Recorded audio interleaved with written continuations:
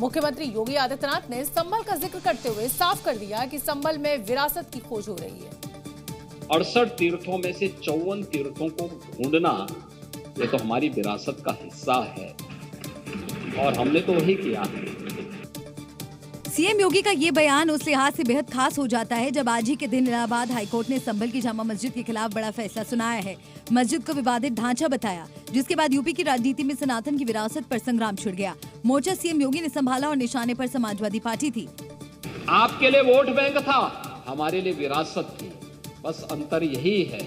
और आस्था का सम्मान हम कर रहे हैं, इसलिए जनता हमारी बात सुन रही है। तो ये जो हम कर रहे हैं ना, संभल में भी कर रहे हैं, ये आस्था का ही सवाल है, ये आस्था का ही सवाल है। इधर सीएम योगी विधानसभा में सनातन की विरासत को बचाने के लिए संभल पर लाइन लेंथ तय कर रहे थे। दूसरी तरफ उसी संभल में एक और पुलिस चौकी की नींव पड़ गई। संभल में 68 में से 54 तीर्थों को ढूंढने का दावा किया जा रहा है और बचे 14 तीर्थ स्थलों की खोज के लिए पुलिस फोर्स की मुस्तैदी एक बार फिर बढ़ा दी गई है। ऐसे में ये वही दीपासराय का इलाका है जहां दंगाइयों पर नजर रखने के लिए अब पुलिस चौकी का निर्माण हो रहा है और यहीं से संभल के शरारती तत्वों पर निगरानी रखी जाएगी।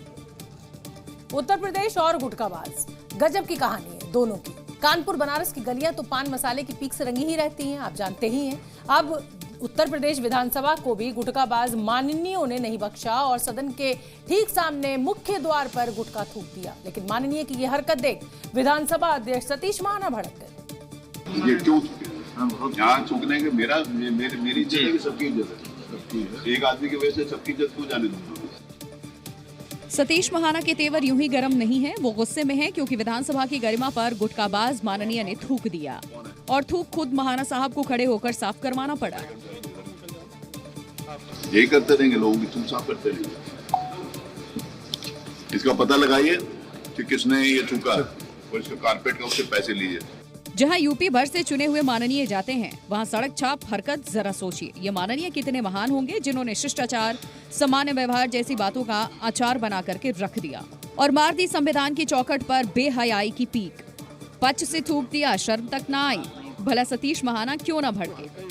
मुझे सूचना मिली कि हमारे विधानसभा के इस हॉल में किसी माननीय सदस्य ने पान मसाला खाकर अपने वहीं पर सेवाएं दे दी थी।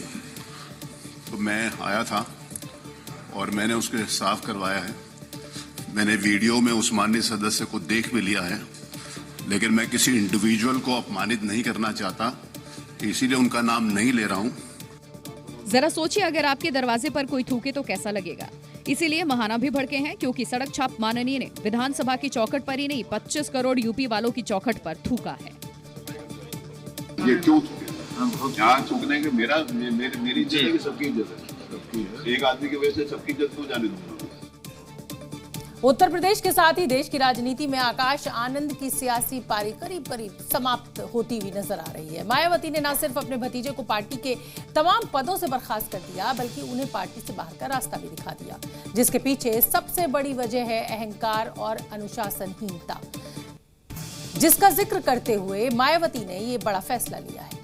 संभवतः आकाश आनंद का यही वो बयान है जिसके बाद मायावती एक्शन में आई और सही समय पर पार्टी के हित में उन्होंने बड़ा फैसला ले लिया।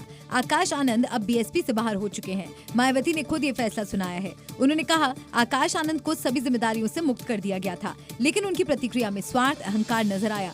ऐसे में आकाश को पार्टी हित में पार्टी से निष्कासित किया जाता है।